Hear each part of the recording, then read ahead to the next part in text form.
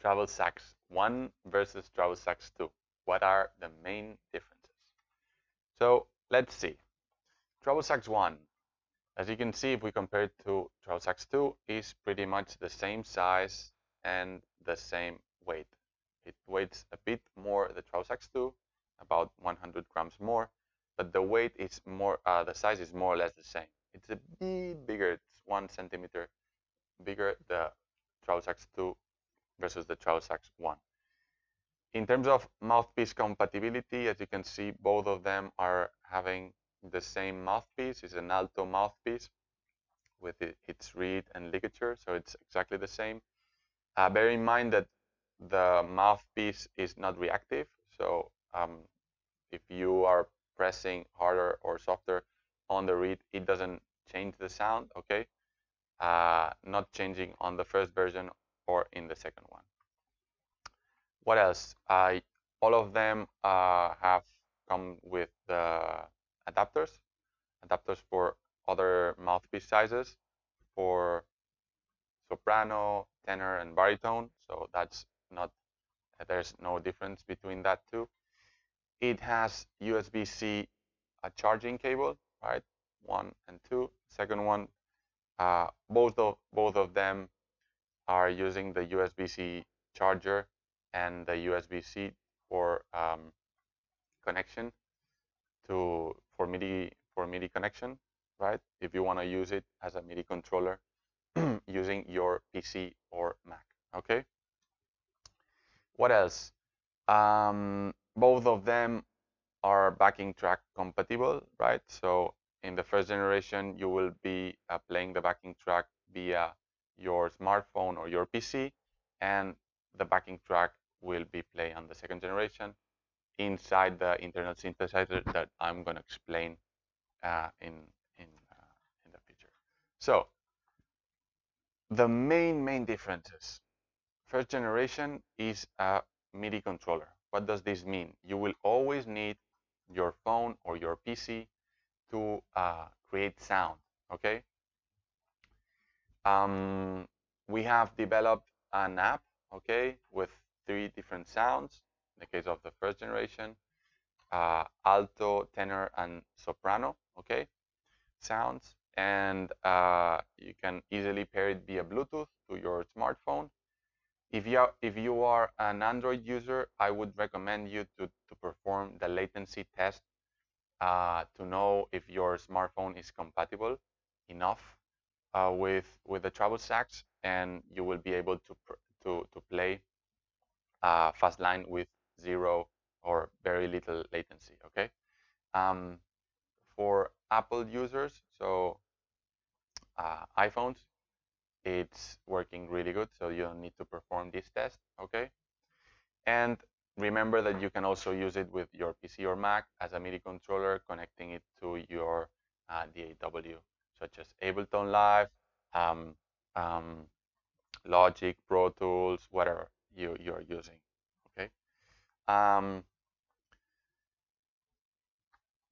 So remember, this is a MIDI controller. You will always need your smartphone or your PC or Mac. This one, Travel Sax 2, is a independent instrument. Okay, it has its own internal synthesizer with more than 50 different sounds.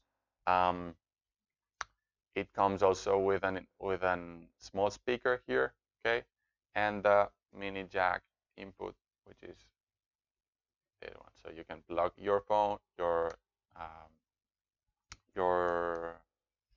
headphones, and you can play quietly at any time, anywhere.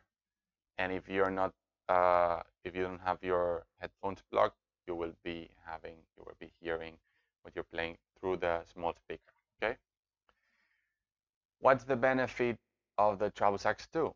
That it doesn't matter the smartphone you have, you will always be able to play with 0 latency because the sound processing is happening inside the Travel Sax, not on your smartphone device. So what happened? So we have lots of clients all around the world with the Travel Sax 1. they are really happy. But some of them had issues with the latency on their phones. Okay, so to solve that, we have introduced an internal synthesizer inside the Travel Sax 2. So it's not necessary anymore to actually be reproducing the sound via your smartphone. Okay, um, even though the Travel Sax 2 has a smartphone app, okay, an app that we have designed, developed to actually easily choose between different instruments, applying different effects. As you can see there, there's no screens or buttons here, just the on-off button, right? So you will be able to select the different instruments by applying a weird combination of keys, right? But it's easier to do it via the app, okay? Uh, I, we will elaborate more on that because it's still under development.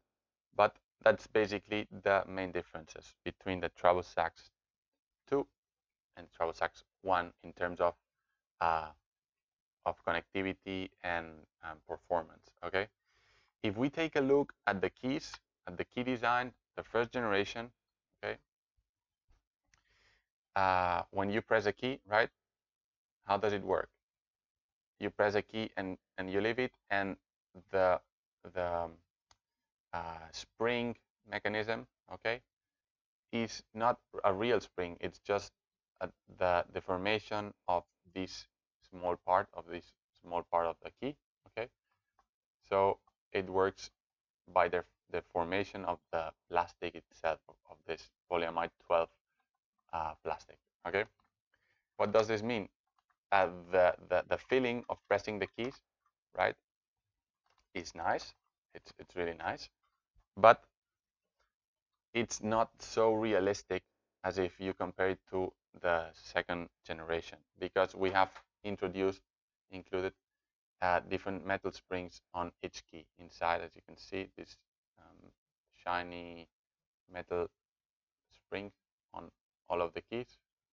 Okay, inside of every single key there's a metal spring, so the feeling of pressing each key, if you compare it to a real saxophone, is more realistic. Okay, it's more, yeah, it feels more natural. Okay, it also has the possibility to personalize the fingerings via the app. Okay, but the first generation has not, it doesn't have this possibility, so you cannot personalize the fingerings, even though it comes with the altissimo fingerings, the main altissimo fingerings positioned, right, that are already programmed on the first Travel Sax, and Travel Sax 1.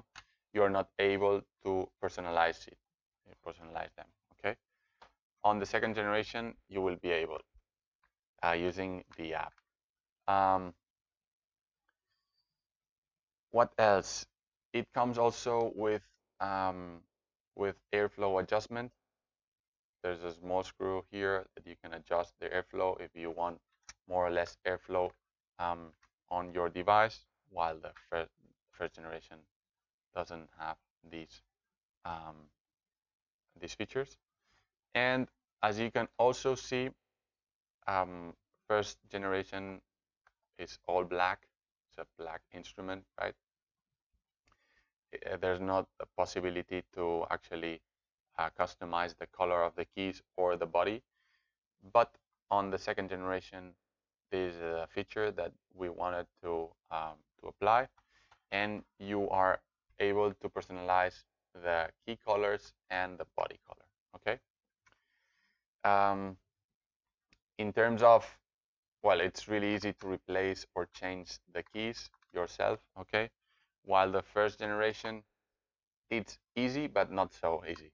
So in case you drop the saxophone, the Travel Sax, and you break a key, let's say I break this key, the D key, you would need to replace the module. So we designed the first generation by modules of keys, so it's easily replaceable. Okay, but well, you would need to send the Travel Sax to us, and we can replace it, or we can send a spare part and let you know how to replace it yourself. We have done it in several occasions, and that's not a problem. So basically, to sum up, recap, if I'm a beginner or an intermediate and I want a Travel Sax right now, this is your option.